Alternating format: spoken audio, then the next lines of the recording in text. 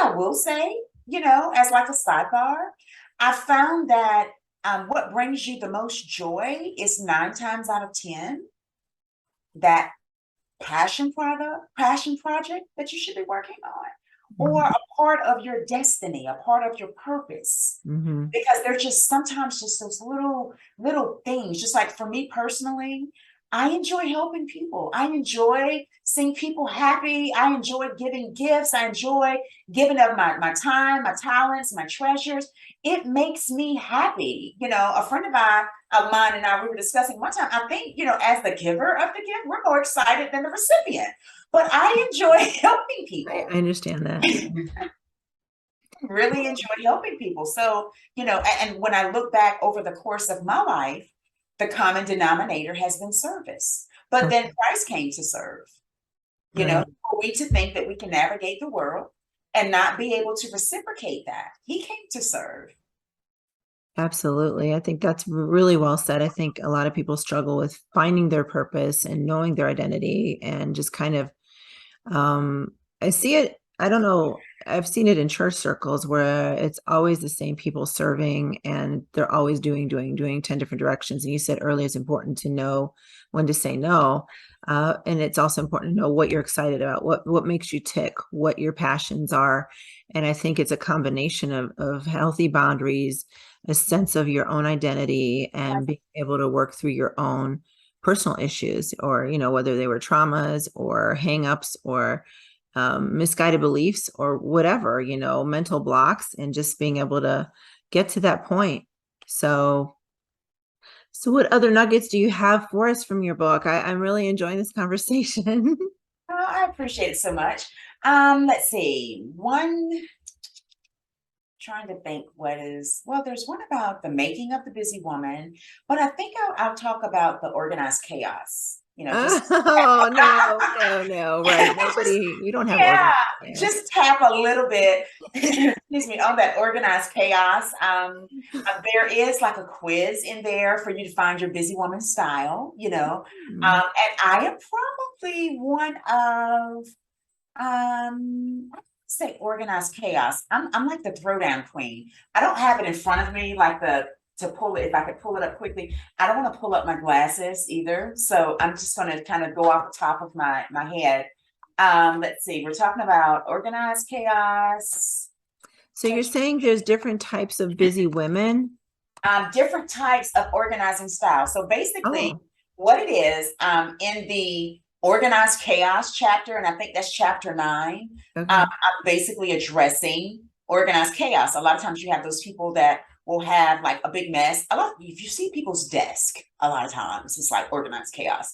And so, it's like, oh no, don't touch it, don't touch it. I know exactly where everything is. And people oftentimes function in organized chaos, except the fact that you lose a lot of time, energy, resources with that organized chaos when you can't find something. Hmm.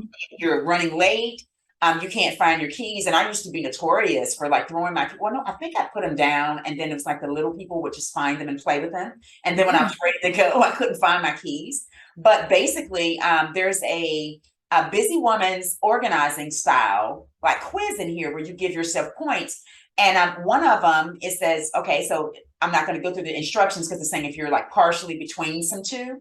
So it says, I have everything in its place. And it basically describes a superior organizer, a person that sets everything in place all the time, just all the time.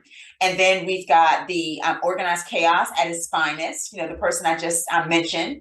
Everything looks like a junky junk something to everyone else, but then they can find things, they can maneuver in that chaos. And then you've got like the kept woman who actually has like a housekeeper. And I tread it very lightly with that because it's not to say that when a person has a housekeeper, they're lazy or they've reached a certain, level in life. Sometimes you're just so busy, you just need that extra assistance. So we've got, the kept woman that has her housekeeper to keep Hmm. her, orderly and neat. And then you have the throwdown queen, i.e., me. What I is a am throwdown the queen? throwdown queen. Okay, I'm normally very organized, but there are moments, especially in my closet, that if I have a certain outfit planned And I get up that morning or the day of or the meeting, and it's not looking the way I thought it was going to look or the way it looked the last time when I hung it up on that hanger. I'm having a throwdown, like looking for, oh my God, where's another purse? Okay, let me find this sweater. Where is this? And so I tend to throw everything down in a pile. And then it's like, I'll get back to it when I'm home. I'll get back to it. And it's just my closet. Everywhere else is fine. Even my home office, you walk in, it's like, oh my God, did you do work? Yeah, I do work. I just moved my stickies. I'm like a sticky kind of person. I journal and I write a lot of notes, to myself. But I am that throwdown queen. But I will not leave it there to continue to grow. So a person who would leave it there and not go back to it, even if it's a month later, go back and get it up, hang everything up, put the hose back, those types of things. So that's a part. And then there's the hoarder, and then there's the person that is always unorganized. And so I also suggest, basically like some tips as far as if somebody wants to, get help. Some people really don't know how to organize. Some people have been disorganized for so long until they don't know how to organize. But the reason why that chapter about organized chaos is even present is because it's a part of your environment. It is a part of your mental health. It is a part of the building blocks that you need to have proper functioning holistic health. When you're, go ahead, I'm sorry. Oh, I'm sorry, go ahead, you go ahead.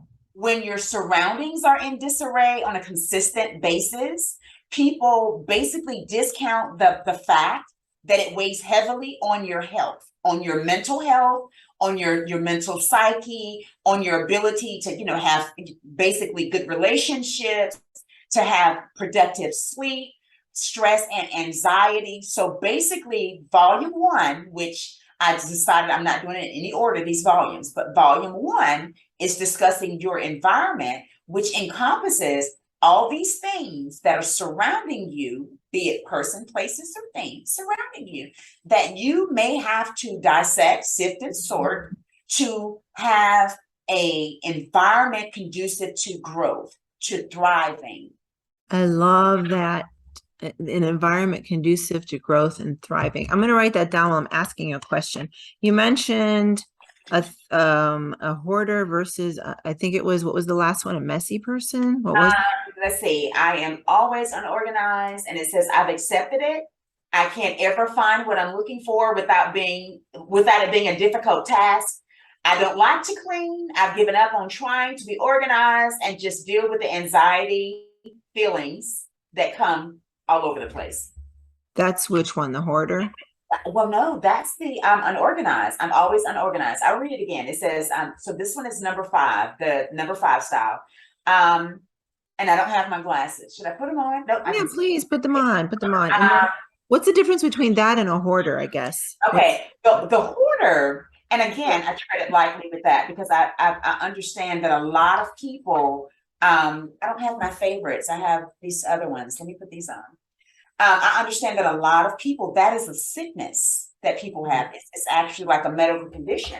But what I'm saying here with this particular one, the one that says I am unorganized, always unorganized, I've accepted it. I can't ever find what I'm looking for without it being a difficult task. I don't like to clean. I've given up trying to be organized and just deal with the anxiety feelings all over the place, the anxiety that comes from that. So the hoarder, I am a secret hoarder, is the one that I actually addressed. I am a secret hoarder. I don't know how to clean or organize and have never asked for help. I do believe that those people, when you see the show, and I can't really bear to watch it. I've seen it a couple of times, like just a glimpse of it. But basically, that is denoted as a sickness. They are sick. And so they need help. And so as well, when you go down and in the book and do your total as to, which one you are, what I suggest is if a person really truly, and that's in all sincerity, if they cannot use these simple instructions to restructure their environment, to get counseling, to seek a therapist. There's nothing wrong with that. I mean, I feel like, and I've been told from some that have read it, they've received, valuable quick steps that were, actionable steps that they can do, fairly quickly. to try to get a grip on things, even down to changing the scenery. I've got, a chapter about Mhm. changing the scenery. So all of those things, again, are a part of your mental health, a part of your holistic health and your wellness and your well-being. These things spill over into other relationships when they're not in order. So again, with volume 1, we've started with the environment, but that's like the trajectory of it is to give you actionable steps, not just preach to you. No, I love it. I mean, it just totally makes sense and it resonates with me. I think it's so important. And then when you've got a household of people who all have a different style, right? You're adding all these other people into the environment. So the dynamics affect everyone. So there's Exactly. so Exactly. much going on at any given time. So, um, any words of wisdom you want to part with, or anything else you want to say? It's Um, where's yours? I would say trust the process, whatever that may be for you.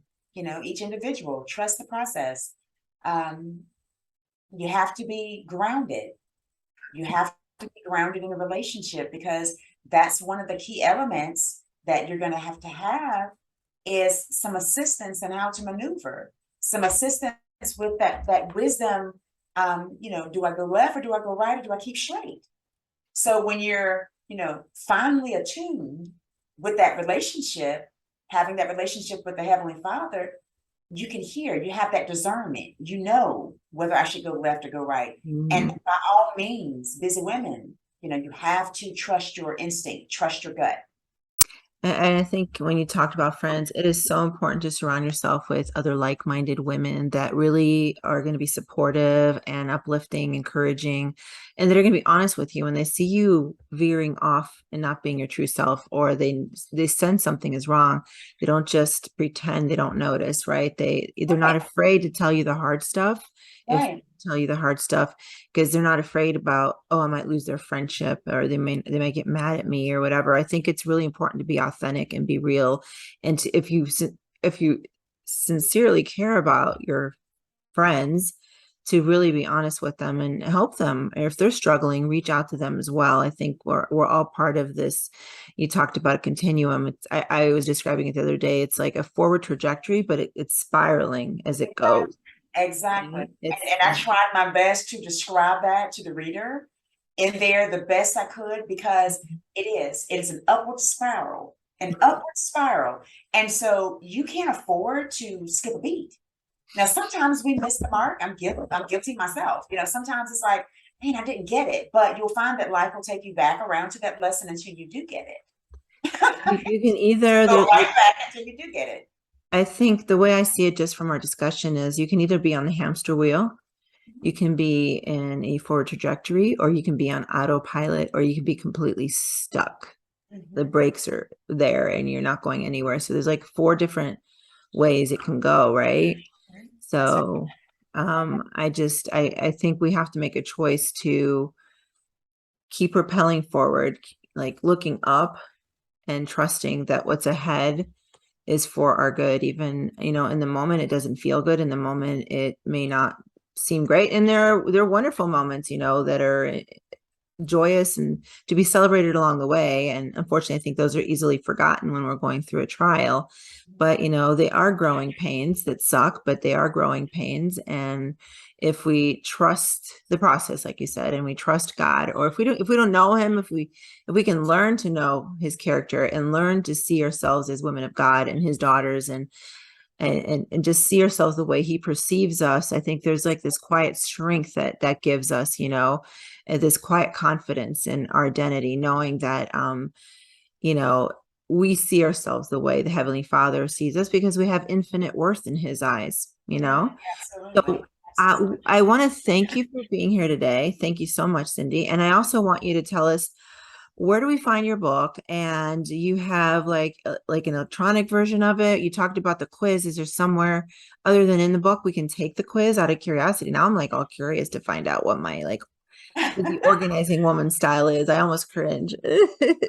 We have okay, so we there's the audiobook and the ebook.